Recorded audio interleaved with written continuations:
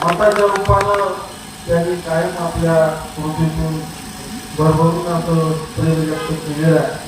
आज या शुभारंभ होत असताना निश्चितच मनुष्य आनंद होता. आज आपण नामदार दिलीपरावजी वळसे पाटील साहेबांच्या माध्यमातून संपूर्ण कवठे परिसरामध्ये पाहिलं तर करोडो रुपयाचा विकास निधी त्यांच्या माध्यमातून उपलब्ध झालेला आहे.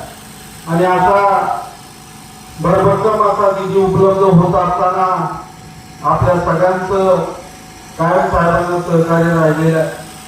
आणि विधानसभेच्या निवडणुकीला सुद्धा संपूर्ण मतदारसंघामध्ये मोठी पिछा असताना कौतुक गावाने सुद्धा साथ देण्याचं काम केलं. आणि आता जिल्हा परिषदच्या निवडणुका आलेल्या आहेत. जिल्हा परिषदेसाठी मी राष्ट्रवादी काँग्रेस पक्ष अजितदादा गटाकडून उमेदवार म्हणून आहे. आणि माझ्या सोबतीला आपल्या गावच्या कन्या आणि सुनबाई सौ कांचनताई राजेंद्र सांडवत या पंचायत समितीसाठी उभे आहेत. आम्ही दोघेही आपल्या सगळ्यांना भेटण्यासाठी मताच्या रूपानं विनंती करण्यासाठी येणार आहे. पण मला आपल्या सगळ्यांना आवर्जून हे सांगायचं की या पुढचे 4 वर्ष नामदार दिलीपरावजी वळसे पाटील साहेब आपल्याकडे आमदार म्हणून लाभणार आहे. नंतरच्या काही घडामोडीमध्ये ते राज्याच्या मंत्रिमंडळात सुद्धा महत्वाची जबाबदारी त्यांच्याकडे येणार आहे.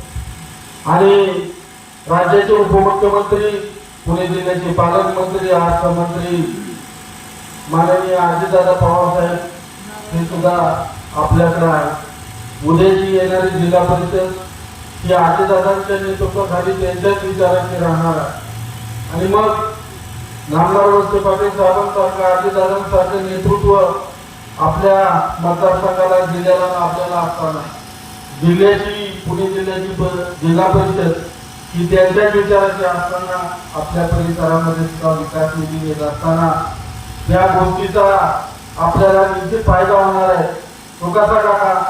कारण ज्यावेळेस वळसे पाटील साहेबांच्या विचाराचं सदस्य असणार आहे, अजितदादांच्या पक्षाचा सदस्य असणार आहे, त्यावेळेस निश्चितपणानं त्यांनी टाकलेला शब्द हा या नेते मंडळी डावलणार नाही.